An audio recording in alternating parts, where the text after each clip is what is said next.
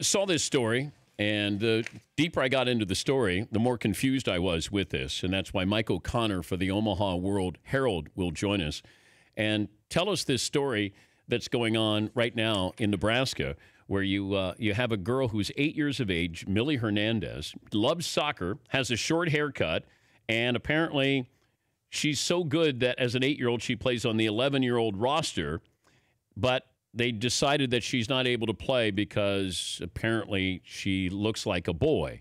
Mike joins us now. Mike, there has to be more to this story than this, right? Well, I think there is. I did talk to the attorney for the tournament organizer here in the Omaha area, and basically the attorney said this all started when someone, it's unclear who that was, told the tournament organizers on Saturday that a boy was playing on the girls' team. So then the tournament organizers checked the roster and noticed that this 8-year-old girl, Millie Hernandez, who has the short dark hair, was listed as a boy on the roster.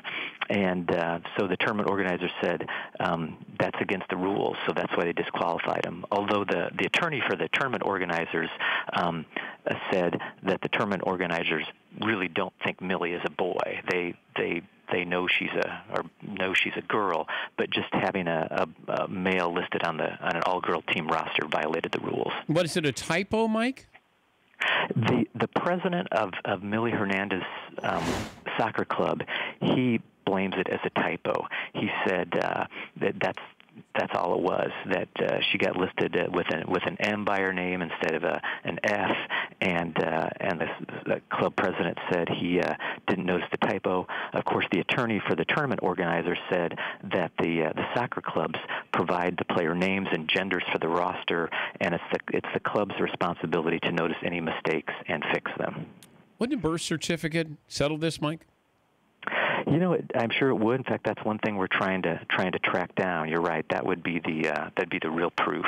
That would definitely do it. So we're trying to track that down. Why is this trending nationally? My sense is, that part of it is it's kids' sports, and that always draws a lot of attention. Obviously, as you guys know, when there's ever a controversy in little kids' sports, draws a lot of attention. I think that's one reason.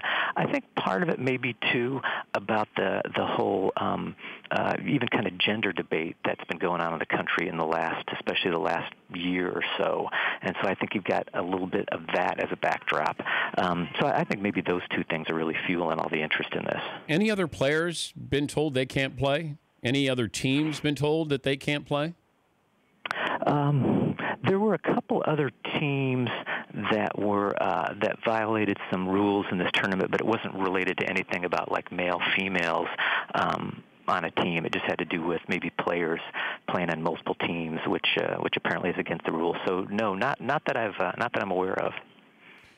All right, well, good luck covering this, Mike. Is there going to be somebody sued, or there's always seems to be a lawsuit or something here? Is Millie's parents going to sue to have her play soccer? That's a good question. We're going to have to check on that. As I understand it, she's really not, barred from playing soccer. Her team was disqualified from this particular tournament, but as far as I understand, Millie can keep playing. She's still on this U11 all girls team. So this, as I understand, this disqualification doesn't affect her ability to keep playing this summer. So hopefully she'll be out there kicking the ball still. So let's hope so. Thank you, Mike. No problem, Dan. Glad to do it. Mike O'Connor, Omaha World Herald. Didn't anybody just think of bringing a birth certificate here? Wouldn't that's where it starts and ends? Yeah, Paulie? After listening to Mike, it seems like, and just my impression is that there was a typo and they used it as a technical out. Like, hey, you listed one of your players who is a girl as a boy as a way to disqualify a team. It could have been that, like they had a vendetta against this team or this coach, and they said, hey, you listed this player incorrectly, so we're going to bar your team from the competition. That's what it felt like. Yeah, see. The coach of the team, I'm reading an article here, but the coach said, his name is Mario Torres. He said that what they did to Millie was gender discrimination, but he thinks it also has to do with race. And the quote says, the president of the tournament hounded me throughout the tournament. He disqualified 3 of my 4 teams in the tournament for bogus reasons. He caused a lot of problems, and for that reason, we feel this had to do with race. That's what the coach, Torres, said. So Mike O'Connor just said that a few other teams were disqualified. Are these Hispanic teams? I don't know. Does it allude to that? It doesn't. I don't know. All right.